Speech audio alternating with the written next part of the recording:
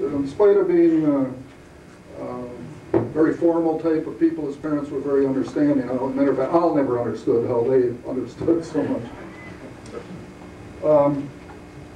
We got it on the track, and Wayne Allison was our first driver. And Wayne is here tonight, and I'd like to get the sort of like hot rod, or like the current driver does, driving experiences. Wayne, where are you?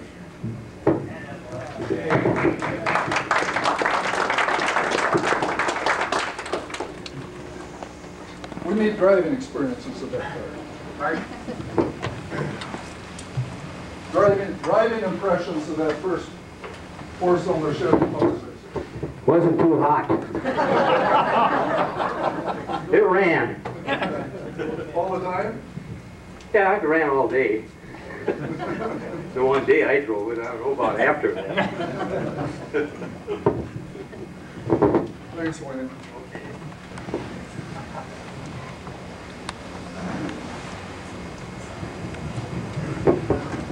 We'd like to get some more of this going. I'm just going to continue reminiscing here a little bit, but I would like to encourage anybody and everybody, when you think of something, if I trigger a memory, because there's much of this that I can't remember, and I'd like to hear from all of you.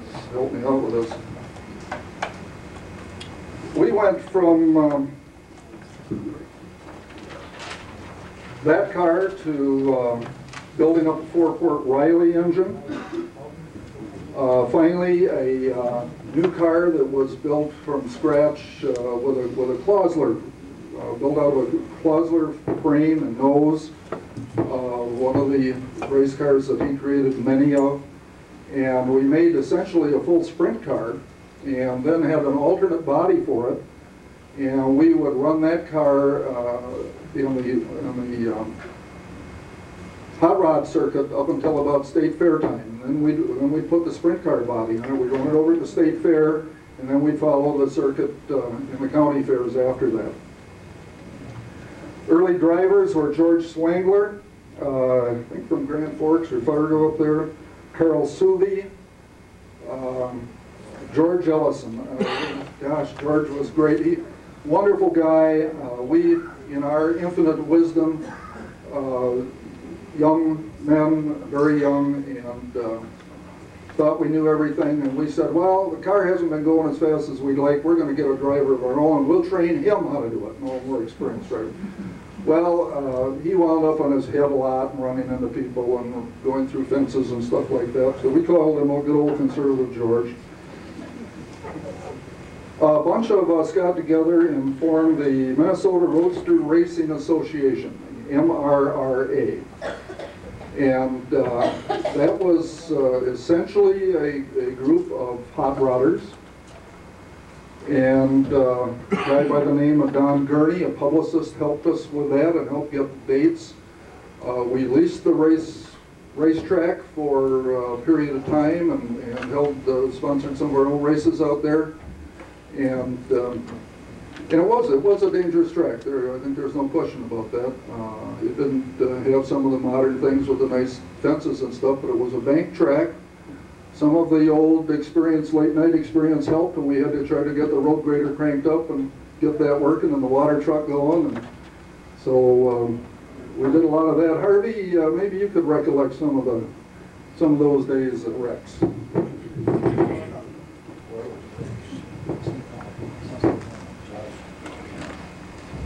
We didn't have so much problem with the drivers and cars. We had more problem with the IRS. They were always down there.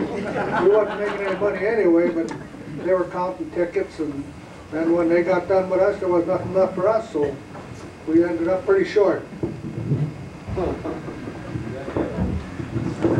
Well, money was always a problem with racers, and it was before the days of these big sponsorships. And promoting races wasn't any easier than running the cars, I guess, Walt. It was money problems with promoting them, wasn't there?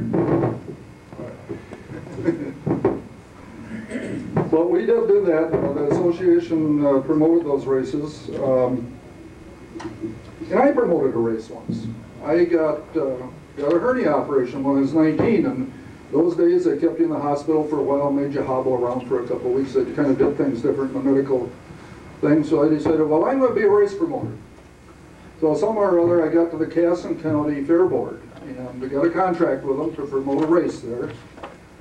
And again, knowing everything there is to know about everything at age 19, I went down there the day before and I laid down the law and I said, you're going to water this track. We're going to have a deep track because back then everybody wanted deep tracks so you could get a hold of it and get those old knobbies really tearing in. And it wasn't like the hard clay tracks today. We wanted them deep and we wanted a lot of water on them. And I just drove those people, I had them water that track until 1 o'clock in the morning, wait until it started to rain.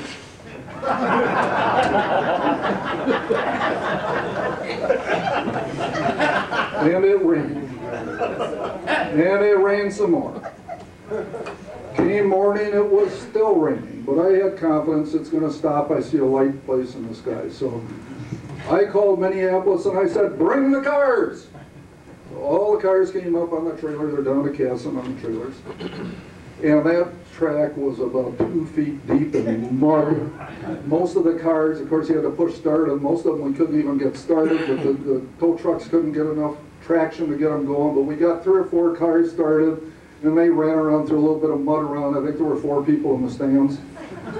And I walked up to the promoters afterwards, and I said, the money. And, money? But they wound up and they gave me the money and they said, here's the money for the purse. So I took the purse and I went and I paid all the guys that had come up and everybody got their parents' money. And then I said, and my money, because it was a kind of a separate thing to the contract. Part was for the purse and part was for me. And, they swallowed pretty hard on that one, but I even got my money and I haven't been back to Casson since then. I don't know if it's still there. That's the last time I ever tried to promote a race, Walt. I think it's a better man than me.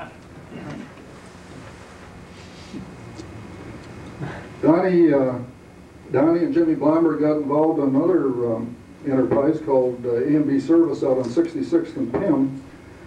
And I remember one, well, a lot of late nights out there putting the race car together, but one in particular I thought I'd tell you about where we were putting it together earlier in the evening. We had a leak in the gas tank and I was in charge of welding that up and we didn't know quite what to do about that, so we put a rag over the filler spout and every once in a while go poof and the rag would go off and we'd weld some more. You sense that we were kind of lucky. And of course, it took some beer if you're going to put a race car together. So we finally got her together about 2 o'clock in the morning. It's time to go testing it up and down Penn Avenue. And we didn't have time to put the body on, so Don was driving. I'm sitting on the back of the tank and holding on the roll bar. And we gave her a good test on the city streets that night. Which were dirt. No. Well, that's 66 Penn, yeah. It was paved. But that reminds me of Ty Greer. While we were learning things about racing, one of our foremost teachers was Ty Greer. And we spent a lot of hours, and Ty was, I mean, this man had a 270 Offenhauser, and I want to tell you, that's the end of the world. I still salute Offenhausers. I've never had an Offenhauser. Russ Lee did a superb job of driving it. They were a terrific team, very successful for many years. And we used to go over to Ty's house and sit in his garage, and he'd make use of the free help and give us a job of filing to do or something like that, and keep us kind of busy and show us a little bit about race cars. And one of the things that we learned was that some of the sloppy old ways didn't work. You had to be a little bit clean, and you had to be a little neat when you put these engines together, or they weren't going to work. Ty used to have a girlfriend named Gloria. Sorry, Mrs. Greer.